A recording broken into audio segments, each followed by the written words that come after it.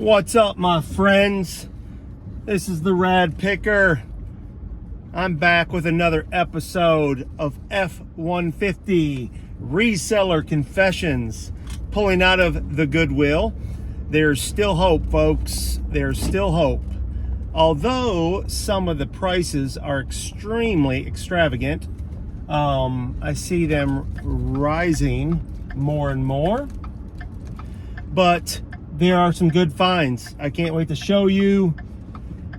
I got an Albert Einstein print for $12.99. Comps on it sold are $175. There's some listed for $300 or $400. Of course, that doesn't necessarily matter. It's all about the sold comps. I got a Panasonic DVD VCR combo for $4.99. Untested, so that'll be a big deal whether it works or not. If it works, it's well over $100. That's a great find. I did find some tennis rackets. I'm not a huge fan. I know some go for good money, but I pick them up $4.99, especially if they're, you know, decent Wilson and whatever. Titaniums. We'll use them at our house. We play tennis a little bit every now and again. But my eBay store is going good. I've really kind of knuckled down, started listing and then delisting and fixing some titles.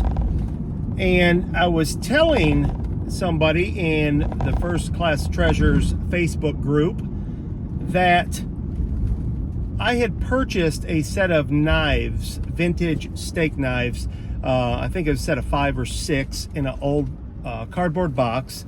And it said Fifth Avenue. So when I Google Lens them or search them on eBay, they came up a lot of Saks Fifth Avenue.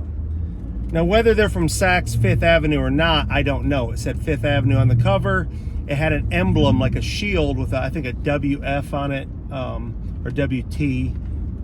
And I got to look at them, and they weren't that great. I bought them for $5 at a yard sale Saturday, and the comps for those Saks Fifth Avenue were like $29, $30. So it's still a good profit. I mean, anytime you can 4x your money after fees and shipping and all that, that's a good buy. But I was looking for some home runs.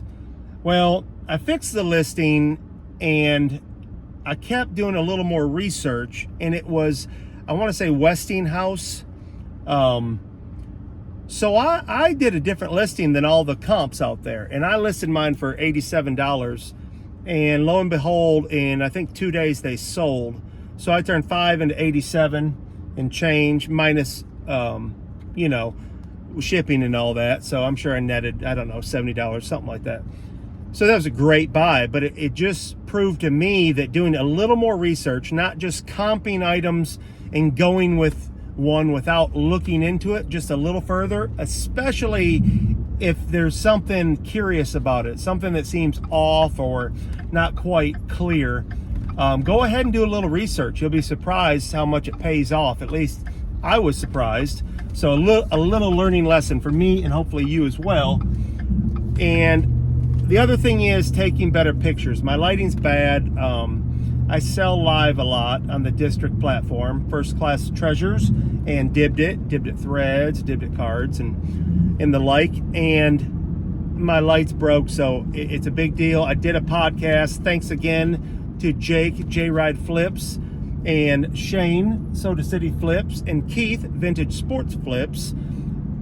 And there's no S in sport, by the way. It's Vintage Sport Flips. But my lisp kind of allows me to add S. Anyhow, I was on the Reseller Island podcast. I had a blast. We went 2 hours, and I could have kept going. I like those guys a lot, man. Really cool dudes. Very knowledgeable. Super friendly. I mean, a wealth of information and just good camaraderie, good friendship. So love you guys, mean it.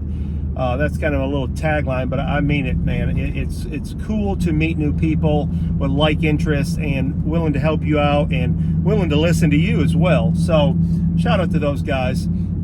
Had a good time. Hopefully I'll get invited back with some better lighting. I used my laptop at the last minute. Of course, like I do everything, procrastinate, and then at the last minute something doesn't work, so I had to use the laptop camera. And I noticed when I saw the final cut, I guess you could say, mine was the grainy one. So I will do better. I'm going to improve that.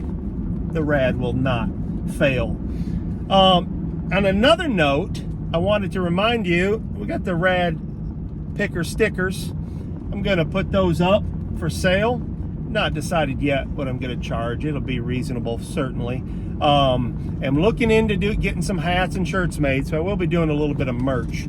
I've always wanted to do that. I think I've got a little bit of an eye, at least in my opinion, for the vintage type look and cool designs. When I see people make shirts, sometimes I'm like, I think I could do a little better, just to be honest. That's my opinion. So be on the lookout for that. Be on the lookout for these. I'm an eBay store. Sorry, the Rad Picker. Another shout out to Logix. Had a good couple shows yesterday. I did a Barbie show, if you can believe that or not. I do have 4 daughters, so I can deal with Barbie. I know a little bit about it, but I'm learning, and there's some people in there that really helped me out too. So I love that, and I appreciate y'all for coming in. Again, always having a good time and laughing. I did another live last night on First Class Treasures, kind of a pop-up show. And we sold a lot of different stuff. It was another good time. Thank you to all the buyers there. The late night crowd on District is fun, really funny. Everybody's, kind of like-minded and very sarcastic, and that's right up my alley. I'm a little bit of a smart aleck. I blame my neighborhood. Hope Lake, shout out Hope Lake Drive.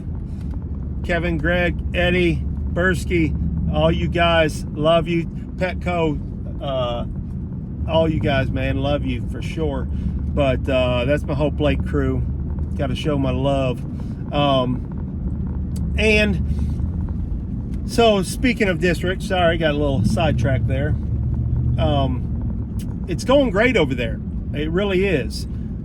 I wanted to give some advice, whether it's wanted or not. And I don't mean this negative at all, because I am, in the words of some of these people, the world's most okayest reseller, and I'll wear that badge of honor because I am. I know a little bit about everything, but I'm no expert. I don't think it much. Maybe fishing lures, but I just kind of dabble in everything, and it fits my personality, my ADHD and my sketchiness.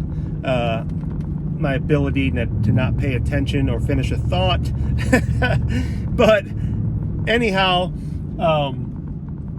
I lost my complete train of thought there. But anyway, selling all this stuff is so fun over there. And I'm sorry, I'm gonna have to edit this out.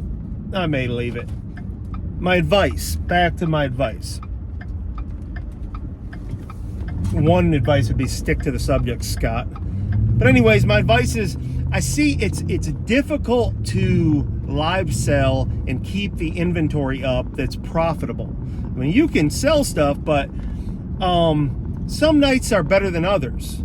I gave the example of the Pokemon craze. I even said it in some of my videos that, go out and buy a Pokemon. Well, I learned a lesson. I went and bought some more, and I didn't do as well as I did the first time I sold it. I killed it the first time. So quickly you can saturate the market. Or you need to realize that there is, even though you're live and you may be joking around, these people, there is some sales technique. And I don't mean you're, tricking somebody and doing some of these high pressure techniques. I'm talking about reading the room. Are you getting a lot of bids? Because like me, sometimes I go into rooms, like I've got a budget and I'm not really in there to buy. I especially can't buy something unless it's, really, really good, or I really, really want it and I know I can flip it. I've done a lot of buying kind of in support, and people have done that for me as well. There's nothing wrong with that. The problem is as a seller, when you begin to think that is the market, that's the reality of your market, and it's going to stay that way. I've seen a lot of DVDs and VHS tapes sold since I've been on there, but that's slowed up too. And I relate that to, you know, instead of me going in there trying to support and buy something, now I can't afford to have any more of that because it's not a high resale item. It's not something that's in demand. And so if you keep searching for that, and I am a sucker for that. I see something sell. I mean, I bought an entire tub of VHS tapes 2 weekends ago, and I got them for $5, and they're mostly kids movies because they will eventually sell, but it's not a high in demand item, something that may sit. So I can't expect to go sell live and that stuff move. It wouldn't be wise to continue that. So I see a little bit of that, and certainly do it myself. That's why I'm kind of just sharing my thoughts, not as to be, you know, preaching at you or an expert, but something to think about that I've been thinking about is making sure we're sourcing good high sell-through rate items, or at least in-demand collectible stuff, or very useful stuff, because there's a lot of different categories. You can, you know, get collectibles, toys, comics, stuff like that. And then there's also, you know, stuff you can sell that's a daily need. You know, if you can get into stuff like that, there's antiques and whatnots. But that was the thing I was thinking about is, you know, making sure. I just went to Goodwill. I had an entire cart full. I went straight to the electronics, and I picked up. There were people, you know, comping, using their phone, taking pictures. I just grabbed what I thought, filled my cart up, went over to the clothes, away from everybody, started comping things, and I emptied the entire thing except for, I think, like 6 items. I got the painting of Einstein, which is a home run. Bought it for $12.99. Like I said, the one sold was $175. There's some listed for $4.99. I got some empty Pokemon tins.